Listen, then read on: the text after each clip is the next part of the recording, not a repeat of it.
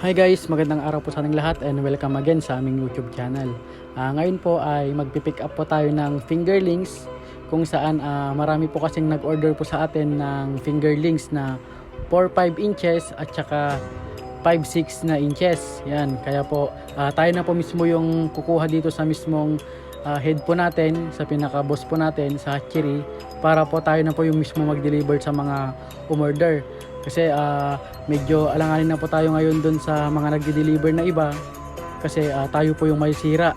Meron din po kasi yung nagpasabay po tayo nung nakaraang araw ng 6 to 7 inches.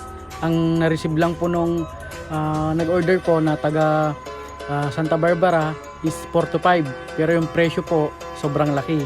Kaya ngayon po ay tayo na po mismo yung nag-pick up ng i-deliver po natin. Ang dideliveran po pala natin ay dun sa Malasiki na 4 to 5, tapos dun sa Santa Barbara at saka sa Lawak na 6 to 7, tapos 5 to 6. Ayan. Kung napapansin nyo naman po, mismong kami na po yung nakakita na sinasalandra po. Talagang inantay po tayo nung pinakamayari dito na isalandra bago po natin ilagay dito sa lagayan. Siyempre po mas mainam po na hindi tayo masira din dahil sa sukat, kaya pinaulit po natin yung salandra nila. Yan. Kung napapansin nyo naman po, lahat po yan ay kukunin po natin. Lahat po ng mga tab na po yan ay order po natin yan. Kailangan po natin na i-deliver po. Katulad po ngayon ay 9 PM na ng gabi. Andito pa rin po tayo sa Pampanga. Sure po makakapagpa-deliver na po tayo sa Pangasinan madaling araw na. Ayan. At ayan nga guys, binibilang na po ni ate yung 1 kilo, kung ilang piraso po yung 1 kilo na makukuha. Ayan. Ang binibilang niya po na sukat 4 to 5 inches. Ang order po natin na 4 to 5 inches ay 2-3. Tapos dun sa 5 to 6 3,400, tapos 3,700. Yan. Ang kakargahin po ng sasakyan po dyan na gagamitin po natin, nasa total din po na 10,000 plus din po. Yan. Inapura na po namin na bumiyahe ngayong gabi kasi po ayaw na po namin maumagahan. Mas mainam po na may deliver po natin ng madaling araw tong isda dahil malamig yung klima. Mas maganda po yun para hindi po sila ma-stress. Yan.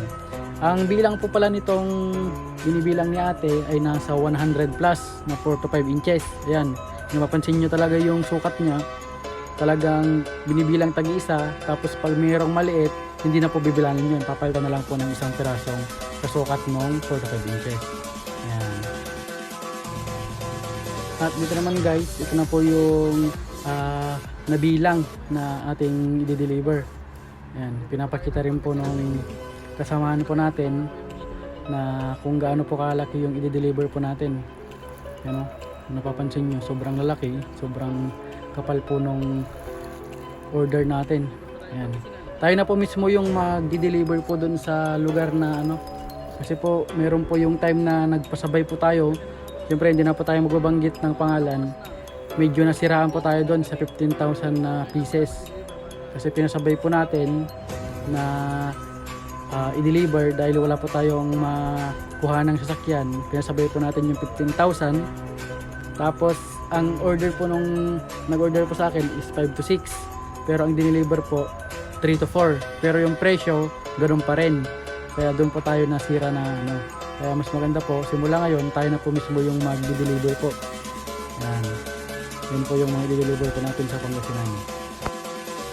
At ayan nga guys, dito na po tayo sa Santa Barbara, Pangasinan. Yan, hindi ko na po na-video yung ibang detalye kasi po masyado na pong gabi. Ang oras na po pala ngayon ay alas 3 na po ng madaling araw. Yan po yung unang baba po natin na 3-4 na piraso. Ang tab na po na order ni boss ay 3. Ito po yung unang baba po natin. Yan, pinakita po yung fingerlings kung gaano po sila kalaki o kasigla. Yan. Tapos tinitignan na rin po natin kung mayroong mga namatay. Yan. Yan yung ang paglalagyan po natin dito ay earth pond, trapal pond pala. Trapal pond yung paglagyan.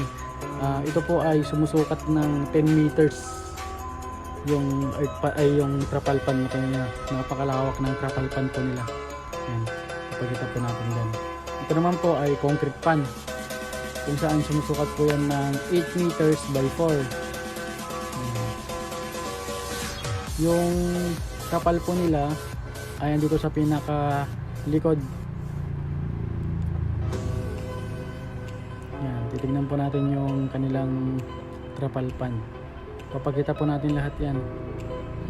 Tapos kung itong napapansin yung mga butas po dyan, naguhukay po sila ng iba pang pagtatayuan ng mga concrete tsaka trapal. Ayan, sobrang lawak po ng trapal pan po nila.